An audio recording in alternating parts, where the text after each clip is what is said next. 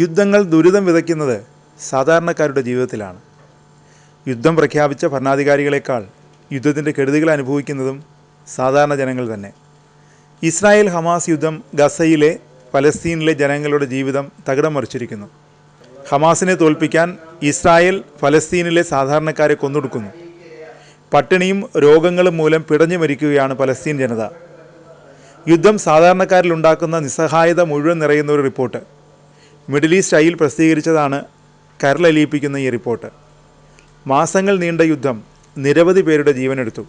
ലക്ഷക്കണക്കിന് ആളുകൾ വീടും നാടും ഉപേക്ഷിച്ച് സുരക്ഷിതമായ ഇടം തേടി പലായനം ചെയ്തു. ഒരു സംഭവം മിഡിൽ ഈസ്റ്റ് ഐയിലെ റിപ്പോർട്ടിൽ വിവരിക്കുന്നുണ്ട്. കഴിഞ്ഞ വർഷമാണ് ഇസ്രായേൽ വ്യോമാക്രമണത്തിൽ അല അൽ ഷെയ്ഖ് കൊല്ലപ്പെട്ടത്. വടക്കൻ ഗസയിലെ ഇന്തോനേഷ്യൻ ആശുപത്രിക്ക് സമീപമുള്ള താൽക്കാലിക ശ്മശാനത്തിൽ അവളുടെ കുടുംബം അവളെ അടക്കം ചെയ്തു. പ്രദേശത്ത് ഇസ്രായേൽ ശക്തമായ കര വ്യോമാക്രമണങ്ങൾ നടത്തിയിരുന്നു. അതിനാൽ പ്രധാന സെമിത്തേരിയിൽ അവളെ സംസ്കരിക്കാൻ സാധിച്ചില്ല. താൽക്കാലിക സെമിത്തേരി സ്ഥിതി ചെയ്തിരുന്ന ഇന്തോനേഷ്യൻ ആശുപത്രിയുടെ പരിസരത്തും ഇസ്രായേൽ സൈന്യം ആക്രമണം നടത്തിയിരുന്നു. ഏതാനും ആഴ്ചകൾക്ക് ശേഷം കുടുംബം വീണ്ടും അവളെ സംസ്കരിച്ച താൽക്കാലിക ശ്മശാനം സന്ദർശിച്ചു. അപ്പോഴേക്കും ഇസ്രായേൽ പ്രദേശത്ത് നിന്ന് പിൻവാങ്ങിയിരുന്നു. എന്നാൽ അവളെ അടക്കം ചെയ്തെടുത്ത് മൃതദേഹം ഉണ്ടായിരുന്നില്ല. അവിടെ നിന്ന് പ്രധാന സെമിത്തേരിയിലേക്ക് മൃതദേഹം മാറ്റാനാണ് കുടുംബം എത്തിയത്. എന്നാൽ താൽക്കാലിക ശ്മശാനത്തിലെത്തിയ കുടുംബം ഞെട്ടിപ്പോയി. കാരണം അവിടെ ഖബറോ മൃതദേഹമോ ഉണ്ടായിരുന്നില്ല. ശരീരം മറവ് ചെയ്ത പ്രദേശം ശൂന്യമായിരുന്നു. അവിടെ ഒരു അവശിഷ്ടം പോലും ഉണ്ടായിരുന്നില്ല. അവിടെ ഒരു അടയാളം പോലും ഉണ്ടായിരുന്നില്ല.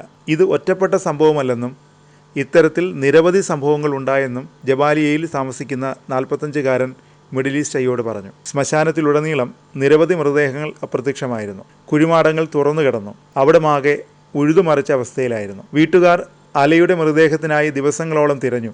എന്താണ് സംഭവിച്ചതെന്ന് ചുറ്റുമുള്ള ആളുകളോട് ചോദിച്ചു. ഇസ്രായേൽ സൈന്യം സെമിത്തേരിയിലേക്ക് ഇരച്ചു കയറിയതായി ചിലർ പറഞ്ഞു. പക്ഷേ സൈനികർ എന്താണ് ചെയ്തതെന്ന് അവർക്ക് കാണാൻ കഴിഞ്ഞില്ല. കാരണം ഭയന്നിട്ട് ആരും പുറത്തിറങ്ങിയില്ല. ഞങ്ങൾ പലരോടും ചോദിച്ചു, പക്ഷേ ആരും അറിഞ്ഞില്ല. ചിലർ ഞങ്ങളോട് പറഞ്ഞു സൈനികർ മൃതദേഹങ്ങൾ എടുത്തിട്ടുണ്ടാവാം. കാരണം അവർ ചില മൃതദേഹങ്ങൾ കൊണ്ടുപോയതായി ആളുകൾ പറയുന്നുണ്ടായിരുന്നു. ബുൾഡോസർ കൊണ്ട് പ്രദേശമാകെ ഉഴുതുമറിച്ചത് മൂലം മൃതദേഹങ്ങൾ മണ്ണിനടിയിൽ അകപ്പെടാൻ സാധ്യതയുണ്ടെന്നും ചിലർ പറഞ്ഞു. പക്ഷേ ഞങ്ങൾക്കൊന്നും അറിയില്ല. ഇന്നുവരെ എൻ്റെ സഹോദരിയുടെ മൃതദേഹത്തിന് എന്ത് സംഭവിച്ചു എന്നറിയില്ല, പെൺകുട്ടിയുടെ സഹോദരൻ അൽ ഷെയ്ഖ് പറഞ്ഞു. ഹമാസ് പിടികൂടിയ ബന്ദികളുടെ അവശിഷ്ടങ്ങൾ തിരയുന്നതിൻ്റെ ഭാഗമായി ജനുവരി വരെ ഇസ്രായേൽ സൈന്യം ഗസയിൽ കുഴിമാടങ്ങൾ തുറന്ന് മൃതദേഹങ്ങൾ നീക്കം ചെയ്തതായി CNN റിപ്പോർട്ട് ചെയ്തു. ഇത്തരത്തിൽ 16 ശ്മശാനങ്ങളെങ്കിലും ഗസയിൽ ഇസ്രായേൽ നശിപ്പിച്ചിട്ടുണ്ട്. സെപ്റ്റംബർ 25-ന് ഇസ്രായേൽ 90 പലസ്തീനികളുടെ ജീർണിച്ച മൃതദേഹങ്ങൾ വഹിച്ചുകൊണ്ടുള്ള ഒരു ട്രക്ക് ഗസയിലേക്ക് അയച്ചു. അവരുടെ ഐഡന്റിറ്റിയെക്കുറിച്ച് സൈന്യം വെളിപ്പെടുത്തിയിട്ടില്ലെന്നും CNN വ്യക്തമാക്കുന്നു.